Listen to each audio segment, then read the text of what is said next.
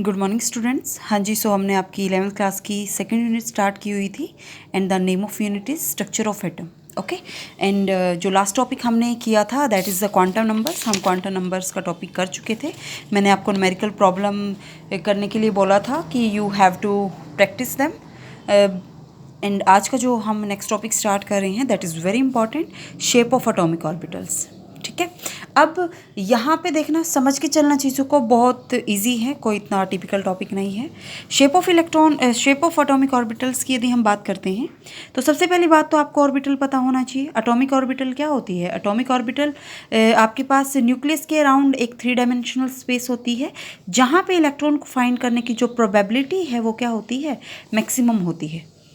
ठीक है, अब प्रोबेबिलिटी आपके पास किसी भी पॉइंट पे यदि हम न्यूक्लियस के अराउंड कैलकुलेट करते हैं, वो हम किस इक्वेशन का यूज़ करके करते हैं? तो we know Schrodinger wave equation है।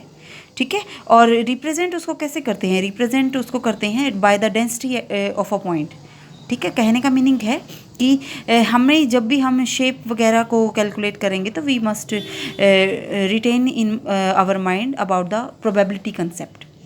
ओके, सो हम यहाँ पे आपकी फर्स्ट करते हैं। फर्स्ट ऑर्बिटल जो आपका होता है that is the shape of S orbital.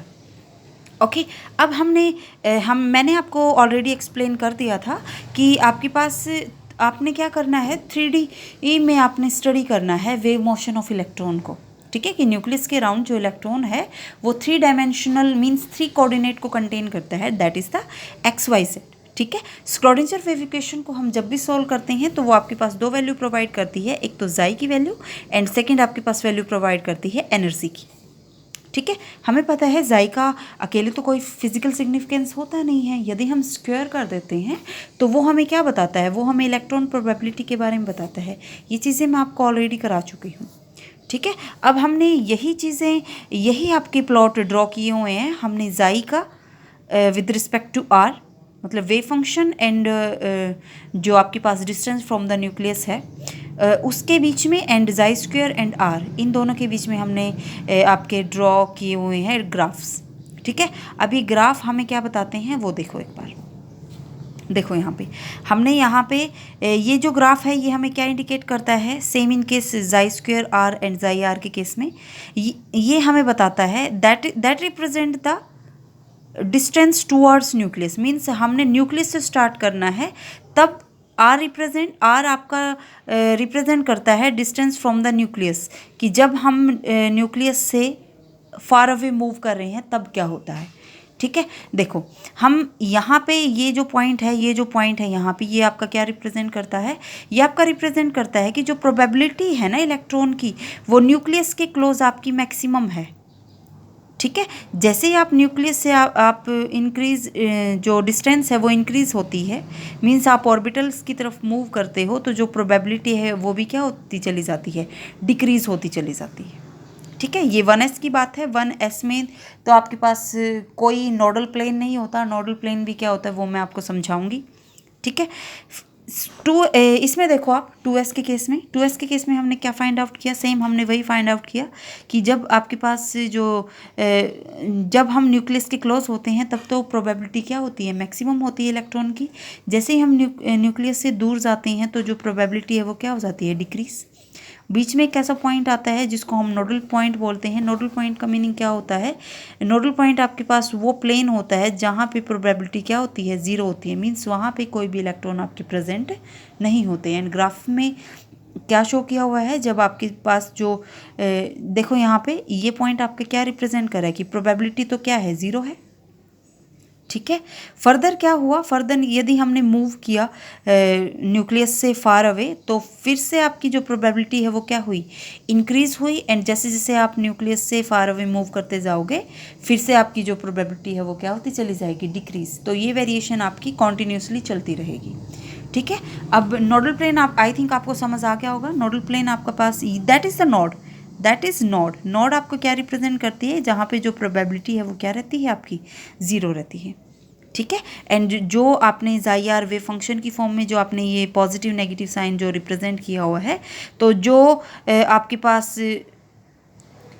You can say कि जो ये पॉइंट आपने दिखाया है that is the positive and that is the negative, जो साइन का चेंज होना है ना वो आपका एक नोड को रिप्रेजेंट कर रहा है। ठीक है, तो जो इंटरमीडिएट रीजन है दोनों के बीच में वो आपका एक नोडल प्लेन को शो करता है। ठीक है, अब ये चीज़ आप समझो, यदि हम इलेक्ट्रॉन क्लाउड की फॉर्म में समझेंगे तो वो आपके लिए ज़्यादा इजी रहेगा। 1s की हम बात करते हैं, दैट जो ये रेड पॉइंट है ये आपका न्यूक्लियस को रिप्रेजेंट करता है, दैट इज़ 1s। 1s में कोई भी नोड नहीं होता। जो प्रोबेबिलिटी है इलेक्ट्रॉन की वो आपके पास न्यूक्लियस के अराउंड क्या रहती है, जो आपकी सिमेट्रिकल रहती है। मींस आपके पास जो इलेक्ट्रॉन है वो कहीं भी प्रेजेंट हो सकता है। प्रोबेबिलिटी क्या रही, सिमेट्रिकल। इसका मीनिंग क्या हुआ, इसका मीनिंग तो ये हुआ ना कि जो एस ऑर्बिटल है वो किस शेप के हुए, वो तो भाई आपके पास स्फेरिकल हुए। स्फेरिकल हुए तभी तो आपके पास क्या हुई, जो प्रोबेबिलिटी है वो इक्वल रही। हम कहीं पे भी आइडेंटिकल प्रोबेबिलिटी रही हर एक डायरेक्शन में न्यूक्लियस के अराउंड। ठीक है, जब हम मूव किए 2s पे, दिस वन जो इस ग्राफ में शो किया हुआ है, देखो बीच में एक ये जो खाली सरफेस जो प्लेन हमने दिखाया हुआ है ये हमें क्या रिप्रेजेंट करता है कि यहाँ पे तो कोई भी इलेक्ट्रॉन प्रेजेंट नहीं होता। Dot represent the electrons. ठीक है, तो यहाँ बीच में तो कोई इलेक्ट्रॉन नहीं होगा। इलेक्ट्रॉन नहीं होगा तो वो क्या होगा, एक नोडल प्लेन। तो इसीलिए तो ये 1 नोड दिखाया हुआ है। 2s के केस में 1 नोड होता है। 3s में फिर यदि हम मूव करेंगे तो फिर से क्या हो जाएगा, 2 नोड्स हो जाएंगे भाई। ठीक है, तो ये चीज़ें हैं जो आपको पता होनी चाहिए। ठीक है, अब यहाँ से देखो, आप यहाँ से आपको क्या पता लगा, यहाँ से आपको पता लगा कि एस ऑर्बिटल में जो प्रोबेबिलिटी है इलेक्ट्रॉन की वो आइडेंटिकल है हर एक डायरेक्शन में। इसका मीनिंग क्या हुआ, that is the important point. S orbital की शेप क्या हुई, स्फेरिकल। ठीक है, जो न्यूक्लियस के अराउंड आपका क्या रहता है, सिमेट्रिकल रहता है। ठीक है, अब एस ऑर्बिटल की हम बात कर रहे हैं। एजिमुथल जो क्वांटम नंबर है एल की वैल्यू कितनी है, 0। एल की वैल्यू 0 है तो जो आपके पास मैग्नेटिक क्वांटम नंबर है वो भी क्या है, 0। इसका मीनिंग है एस ऑर्बिटल की सिर्फ एक ही ओरिएंटेशन होती है। कहने का मीनिंग एस ऑर्बिटल आपका स्फेरिकल होता है विद 1 ओरिएंटेशन। ठीक है, और हमें पता है आप यदि फर्स्ट शेल की मेन शेल की बात कर रहे हो तो 1s होता है, सेकंड में 2s, थर्ड शेल में 3s। ठीक है, तो एनर्जी आपके पास कॉन्टिन्यूसली क्या होती चली जाती है, इंक्रीज होती चली जाती है, जैसे जैसे आपके जो क्वांटम नंबर है वो क्या होते हैं, इंक्रीज होते हैं। ठीक है, आई होप आपको ये समझ आया होगा। ठीक है, नेक्स्ट हम करते हैं शेप ऑफ पी ऑर्बिटल। जब हमने प्रोबेबिलिटी कैलकुलेशन की या जब भी प्रोबेबिलिटी कैलकुलेशन की गई तो वहाँ से ये फाइंड आउट किया गया कि जो पी ऑर्बिटल है ना उसकी 2 लोब्स होती हैं। जैसे डम्बेल होता है ना, डम्बेल आपने देखा होगा। डम्बेल में क्या होते हैं, आपके पास 2 पॉइंट्स होते हैं, बीच में से आपका होल्ड करने का होता है, साइड में आपके 2 हैवी पार्ट्स लगे होते हैं, यू कैन से। ठीक है, इस टाइप से तो होता है कि बीच में तो आपका ये ऐसा पार्ट है जहाँ से आप पकड़ सकते हो। डम्बेल आई थिंक आप सबने देखा होगा। तो डम्बेल शेप बता दी है कि जो पी ऑर्बिटल है ना उसकी क्या शेप हुई, डम्बेल। ठीक है, जो आपके पास 2 लोब्स हैं उसी में इलेक्ट्रॉन हम फाइंड आउट कर सकते हैं पी ऑर्बिटल के केस में। ठीक है, मीन्स प्रोबेबिलिटी ऑफ इलेक्ट्रॉन आपकी मैक्सिमम कहाँ होती है, इन द 2 लोब्स। यदि एक्स वाई प्लेन दिखाया हुआ है तो एक लोब ऊपर है, एक लोब नीचे है। ठीक है, लाइक यदि प्लेन ऐसे है तो एक ऊपर की तरफ होगी, एक नीचे की तरफ होगी। ठीक है, आई थिंक ये समझ आया होगा आपको।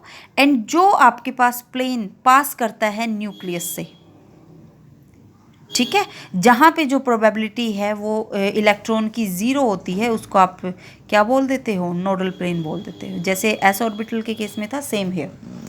ठीक है, अब हमें पता है पी ऑर्बिटल की हम बात कर रहे हैं। पी ऑर्बिटल में यदि हम एजिमुथल क्वांटम नंबर लेते हैं 1 तो वैल्यू होती है 3 +1 -1 एंड 0। ठीक है, इसका मीनिंग है पी ऑर्बिटल के कि 3 डिफरेंट ओरिएंटेशन होंगी। मीन्स 3 आपके पास क्या होंगे, p x, p y, p z. X coordinates, y coordinates and z coordinate. ठीक है, इलेक्ट्रॉन डेंसिटी मैक्सिमम भी कहाँ होगी, पी एक्स की हम बात करेंगे तो एक्स में मैक्सिमम होगी। यदि पी वाई की बात करेंगे तो वाई में इलेक्ट्रॉन डेंसिटी मैक्सिमम होगी। यदि हम जेड की बात करेंगे तो along the z plane electron की जो डेंसिटी है वो क्या होगी, मैक्सिमम होगी। ठीक है। अब एस ऑर्बिटल में हमने क्या पढ़ा था कि इसकी तो एक ही ओरिएंटेशन होती है, इसलिए क्या हो जाता है स्फेरिकल। बट यहाँ पे क्या हुआ, यहाँ पे तो आपके पास जो पी ऑर्बिटल है वो डायरेक्शनल हो गए। X y z represent the direction, कि ये एक्स एक्सिस है, ये वाई एक्सिस है, ये जेड एक्सिस है। ठीक है, जो हेल्प करती है हमें to predict the shape of molecule. ठीक है, ये इसका इंपॉर्टेंट पॉइंट है कि पी ऑर्बिटल का जो डायरेक्शनल कैरेक्टरिस्टिक है वो हमें हमारे लिए हेल्पफुल होती है किसी भी मॉलिक्यूल की शेप को फाइंड आउट करने में।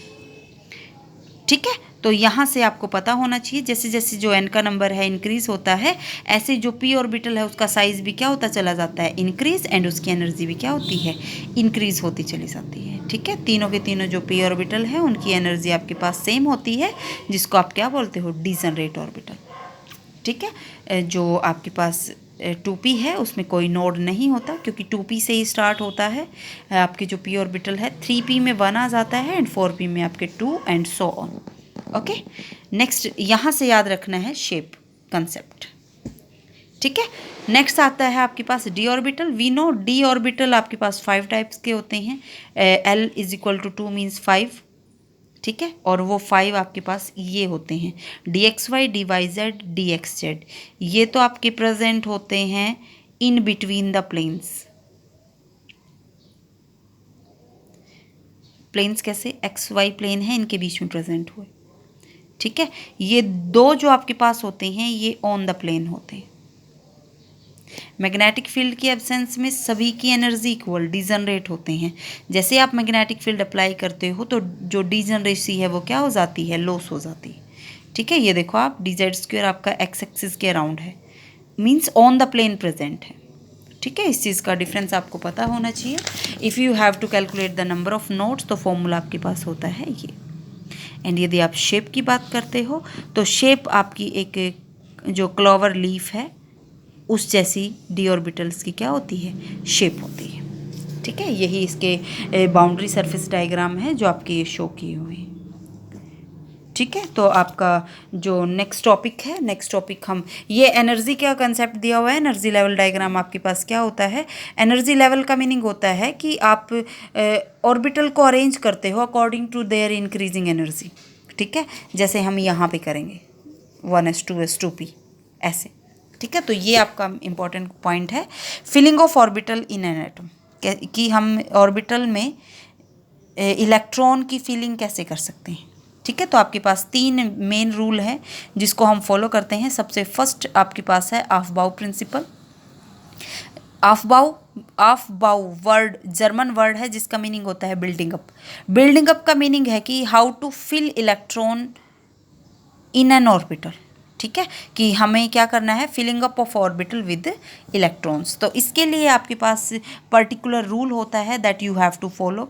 ये आपका एक डायग्राम बनाया हुआ है जो हमें क्या शो करता है, जो ये एरोज आपके दिखाए हुए हैं, ये आपके दिखाए हुए हैं, ये आपके शो करते हैं इंक्रीजिंग एनर्जी को। 1s की एनर्जी सबसे कम, 2s की ज़्यादा, फिर 2p, फिर 3s, फिर 3p, 4s, ऐसे ऐसे हमने चलना है एरो के साथ। ओके, जैसे यहाँ पे आपका मैं बताऊँ कि जो ये प्रिंसिपल है ये हमें क्या बोलता है कि in the ground state of atom the orbital are filled in order to their increasing energy. कहने का मीनिंग है कि जिस ऑर्बिटल की एनर्जी सबसे कम होगी ना, सबसे पहले इलेक्ट्रॉन फिल हम उसी में करेंगे, हायर एनर्जी वाले बाद में करेंगे। ठीक है, तो जो आपके पास इंक्रीजिंग ऑर्डर है एनर्जी का, 1s की एनर्जी सबसे कम, 2s 2p 3s 3p, you have to keep in your mind. यदि आपको ये लर्न नहीं रहता तो आप कुछ इस टाइप से बनाओगे। आपने क्या कर लेना है, 1s को एक लाइन में, 2 वालों को एक लाइन में, 3rd वालों को ऐसे, और फिर उसके इस टाइप से आपने क्या कर देने हैं, एक अरेंजमेंट बना लेनी है जिसमें आप एनर्जी को आप पर्टिकुलर शो करते हो। एरो के हिसाब से ही आपने फिलिंग करनी है कि पहले आप 1s को करोगे, फिर आप 2s को, फिर पहले क्या आया एरो में 2p आया, फिर क्या आया 3s आया, फिर आपका यहाँ पे 3p, फिर 4s, फिर 3d, ऐसे आपने करना है। इस रूल को आप एक अल्टरनेटिव वर्ड का आप यूज़ करते हो इसको आप, that is very very important. N+L rule आप बोलते हो। क्या होता है N+L रूल? N तो आपके पास होता है प्रिंसिपल क्वांटम नंबर, L क्या होता है? Azimuthal quantum number. अब ये देखो आपके पास क्या है, इसका यूज़ कहाँ है, बस वो आपने देखना है। देखो यहाँ यहीं पे कन्फ्यूज़न हो जाती है बच्चों को कि भाई सबसे पहले तो फिर 3s 3p 3d 3 वाला कंप्लीट होना चाहिए था, फिर 4s पे, क्योंकि 4 तो जो मेन शेल है वो 3 के बाद आता है ना, मीन्स उसकी एनर्जी तो ज़्यादा होनी चाहिए थी, बट फीलिंग सबसे पहले किसकी होती है? 4s की होती है, फिर 3d की होती है। ठीक है, इस कन्फ्यूज़न को रिमूव करने के लिए आप N+L रूल का यूज़ करते हो। कैसे, वो देखो। N+L रूल हमें क्या बोलता है कि जिस भी आपके पास एटम में जिस ऑर्बिटल की N+L वैल्यू सबसे कम होगी, मीन्स उसकी एनर्जी क्या होगी? कम होगी। लेकिन ऐसा भी तो हो सकता है कि डिफरेंट ऑर्बिटल की जो N+L वैल्यू है वो सेम आ जाए, फिर उसमें आपके पास कन्फ्यूज़न हो जाता है किसको हम कम एनर्जी का लें, तो उस जिसकी वैल्यू N की वैल्यू कम होगी ना, उसको ही आप सबसे पहले फिल करोगे, मीन्स उसकी ही एनर्जी क्या होगी? कम होगी। व्हाट आई मीन टू से, यहाँ से समझो। यहाँ से देखो 2p एंड 3s की बात की है। N+L वैल्यू 2p के लिए भी 3 होती है, 3s के लिए भी 3 होती है। अब इन दोनों में लोअर वैल्यू, लोअर एनर्जी किसकी होगी? उसकी होगी जिसकी जो N की वैल्यू है वो क्या होगी? कम। N की वैल्यू कम किसकी है? 2p की। तो एनर्जी कम किसकी है? 2p की। ठीक है, ये मीनिंग था इसका। तो आपने ये याद रखना है, ठीक है, कि जो एनर्जी ऑर्डर है वो आप कैसे फिल करोगे, जब आप इलेक्ट्रॉनिक कॉन्फ़िगरेशन करोगे वहाँ पे बहुत ज़्यादा हेल्पफुल रहेगा। सेकंड आप देखो, सेकंड जो रूल है वो है poly exclusion principle. Simple rule है ये, हमें एक ही बात बोलता है कि एक ऑर्बिटल में आपके पास 2 इलेक्ट्रॉन हो सकते हैं मैक्सिमम, 2 से ज़्यादा नहीं होगा। ऐसा नहीं होगा आप एक ऑर्बिटल में 2 3 फिल कर दो, ठीक है। और दोनों की जो स्पिन है वो अपोजिट होनी चाहिए, मीन्स एक पॉजिटिव हाफ होगा तो दूसरा माइनस हाफ होगा।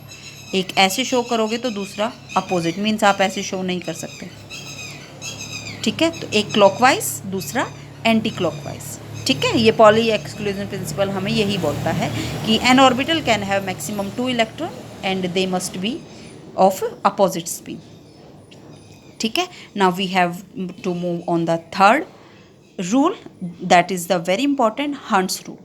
हंट्स रूल हमें एक बात बोलता है विच इज़ वेरी इंपॉर्टेंट। ये हमें क्या बोलता है, मैं आपको ये चीज़ समझाती हूँ। हंट्स रूल हमें बोलता है कि यदि आप क्या करते हो, आप पेयरिंग करते हो, आप फीलिंग कर रहे हो, लाइक आपने मूव किया, लाइक आपके पास हैं PDF, ये ऑर्बिटल है। तो इसने बोला है कि इलेक्ट्रॉन की पेयरिंग आप तब तक नहीं कर सकते जब तक हर एक ऑर्बिटल में एक एक इलेक्ट्रॉन फिल नहीं हो जाता। फॉर एग्जांपल देखो मैं यहाँ पे क्या बोल रही हूँ, आपके पास है नाइट्रोजन, नाइट्रोजन का एटॉमिक नंबर कितना होता है? 7। ऑर्बिटल कितने होंगे? 1s 2s 2p, मीन्स 2 2 3 हो गए 7। एस में तो मैक्सिमम 2 ही इलेक्ट्रॉन होते हैं, मैं बता चुकी हूँ, एक ऑर्बिटल में मैक्सिमम 2 इलेक्ट्रॉन। इसमें भी, ये भी एस है, इसमें भी कितने होंगे? 2 इलेक्ट्रॉन। पी है, पी में कितने ऑर्बिटल होते हैं? 3 होते हैं, 1 2 PX PY PZ, 2 2 2 6 होते हैं पी में टोटल, ठीक है। लेकिन यहाँ पे एटॉमिक नंबर 7 है तो अप टू कितने रह गया? 3 रह गया ना। हंट्स रूल हमें जो बोलता है वो समझो। हंट्स रूल हमें बोलता है कि आप इलेक्ट्रॉन को ऐसे फिल करते हो, एक इसमें, 2 इसमें, 3 इसमें, that is the rule. Means आप ऐसा नहीं कर सकते कि 2p3 है ना, कि आपने ऐसा कर दिया 1 2 3, दैट इज़ रॉन्ग। क्या बोला है हंट्स रूल ने? हंट्स रूल ने बोला है इलेक्ट्रॉन की पेयरिंग p में, d के केस में भी ऐसा ही होता है, f के केस में भी ऐसा ही होता है, can not occur until each orbital contain at least 1 electron. जब तक हर एक ऑर्बिटल में एक एक इलेक्ट्रॉन फिल नहीं हो जाता तब तक आप पेयरिंग नहीं कर सकते। मीन्स यदि ऐसा होता, जैसे आप यहाँ पे 2p3 की बजाय मैं बोलती 2p5, पहले आप एक एक फिल करते, फिर इस पे आते, फिर इस पे आते, तब हो गए ये 5। ठीक है, तो ये मैं आपको शो कर रही हूँ। देखो यहाँ पे हंस रूल ने जो हमें बोला है वो यही आपका बोला हुआ है। नाइट्रोजन का एग्जांपल लेके उन्होंने ऐसा शो किया हुआ है। टोटल स्पिन आप निकालोगे तो अनपेयर्ड इलेक्ट्रॉन की ही आप स्पिन निकालते हो। ठीक है, तो ये आपको पता होना चाहिए। नेक्स्ट हम मूव करते हैं इलेक्ट्रॉनिक कॉन्फ़िगरेशन, जिसके लिए हम ये सारा कर रहे थे रूल्स। इलेक्ट्रॉन कॉन्फ़िगरेशन क्या होती है? Distribution of electron into different shells, सब शेल्स या ऑर्बिटरी। ठीक है, मींस NLX, कुछ ऐसी नोटेशन होती है इलेक्ट्रॉनिक कॉन्फ़िगरेशन की। जैसे मैंने अभी शो किया है 1s2, 1 represent N, S represent L, and जो ये है ये आपका किसको रिप्रेजेंट करता है? X, means number of electrons को। ठीक है, बहुत इजी है बेटा, कोई इतना मुश्किल कंसेप्ट नहीं है। मैं आपको बताती हूँ। जैसे सबसे पहली बात हम करते हैं हाइड्रोजन की। हाइड्रोजन एटॉमिक नंबर 1, ऑर्बिटल भी कितना होगा? एक ही सिंगल होगा ना, 1s, तो 1s में कितने इलेक्ट्रॉन प्रेजेंट होंगे? 1। शो आप करते हो ऐसे बॉक्स में। ठीक है, हीलियम की हम बात करेंगे तो 1s2 एटॉमिक नंबर 2 हो जाता है। ये है इंपॉर्टेंट पॉइंट, 2 इलेक्ट्रॉन होते ही जो स्पिन है वो आपने अपोजिट शो करनी है। ठीक है, ऐसे ही यहाँ पे लिथियम, बेरिलियम, ये आपने करना है। बहुत इजी कंसेप्ट है। एनर्जी के अकॉर्डिंग आप फिलिंग करके देखना, बहुत इजी रहेगा आपके लिए। ठीक है, तो ये आपका टॉपिक था, चैप्टर आपका फिनिश हो जाता है। ठीक है, ये आपकी सारी की सारी इलेक्ट्रॉनिक कॉन्फ़िगरेशन है जो आपने करनी है। यदि कोई भी प्रॉब्लम आती है तो आप मेरे को व्हाट्सएप पे मैसेज कर सकते हो। ठीक है, थैंक यू।